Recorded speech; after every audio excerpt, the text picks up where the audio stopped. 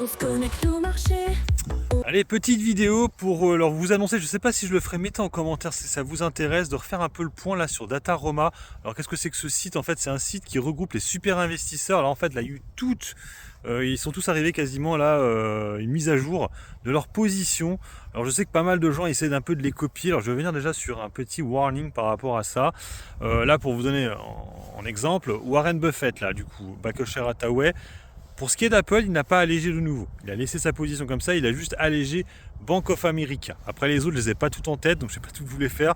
Mais en tout cas, en fait, il donne les mouvements et en plus, entre parenthèses, les mouvements, ce sont les mouvements qui ont été arrêtés en fin d'année dernière. Ça veut dire que là, pour l'instant, les mouvements actuels, on ne les a pas. On les aura au trimestre prochain. Par rapport au copy trading, faites attention à ça, ceux qui essayent d'imiter les comptes de certains super investisseurs. Parce que bon, il y en a certains effectivement qui ont des comptes à peu près lambda avec une quinzaine de lignes, même des fois il y en a même certains qui ont 3, même pas 7 lignes, même fois 4 lignes des fois. Mais tu en as d'autres effectivement super investisseurs où tu en as une tripotée, c'est-à-dire en pourcentage en général ça fait des 0,01. Voilà. De copier ça, ça n'a aucun intérêt entre nous. Parce que eux, ils ont quand même beaucoup d'argent, ce sont souvent des fonds qui font que automatiquement, même s'ils ont 0,01%, ça fait, je sais pas moi, 10 000 euros. Vous, 0,01%, ça va faire quoi? 2 euros? 1 euro? Ça, c'est pas possible. Vous voyez ce que je veux dire? Donc ça sert à rien de faire ça. Alors effectivement, c'est le côté un peu de faire plein de paris. T'envoies plein de paris à droite à gauche et qu'en te disant dans l'eau, il y en aura bien un qui va marcher. Et après de travailler celui-ci. Mais bon, t'as plus vite fait de faire une espèce de, pas un screener, mais de faire un suivi, mais avec sur des actions que tu n'achètes pas. Et après, quand tu vois que ça monte, te faire, ah bah tiens, celle-là je la prends, je rentre dessus. Voilà, que de toutes les acheter en te disant, ah bah je les ai toutes là, je les vois toutes. Mais en fait, je rappelle aussi que ces fonds, en général, il y a plusieurs personnes qui gèrent. Ils ne sont pas tout seuls. Donc bon, je pense que dans mes abonnés, vous êtes très peu nombreux à avoir plus de 100 lignes. Moi, pour ma part, vous savez, alors actuellement j'ai 17 lignes sur le PEA et sur le compte titre, j'en ai un petit peu quand même, j'en ai 5. J'en ai 5 lignes. Voilà. Pour une totalité de 25 000 euros à peu près. Bon, c'est pas mal, mais bon.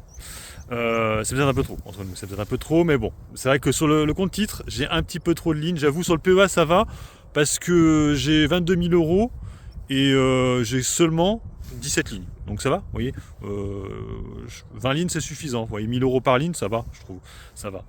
Après, il faut savoir que j'ai des lignes où j'ai beaucoup plus. Voilà, mais c'est vrai que voilà, avoir des lignes avec ce que j'ai actuellement, c'est-à-dire avec des 400, des fois il y a des gens qui ont 150 euros, mais des fois ils ont même 80 euros, 50 euros, ça n'a aucun intérêt en fait, parce que même si ça progresse de 100%, tu vas gagner 50 euros. Et après, ce qui va se passer, c'est que tu as que 50 euros. Si tu commences à augmenter ta position en mettant beaucoup plus, et ton PRU que tu avais va monter directement quasiment au prix où tu achètes, parce que vu que tu avais une trop petite position, et automatiquement, si tu avais un super PRU de malade, si tu augmentes la position en mettant, je sais pas moi, tu avais mis 50, tu mets 300 ou 400, automatiquement ça va aller quasiment au prix où tu as acheté. Parce qu'en fait, les 50 euros, c'était pas suffisant.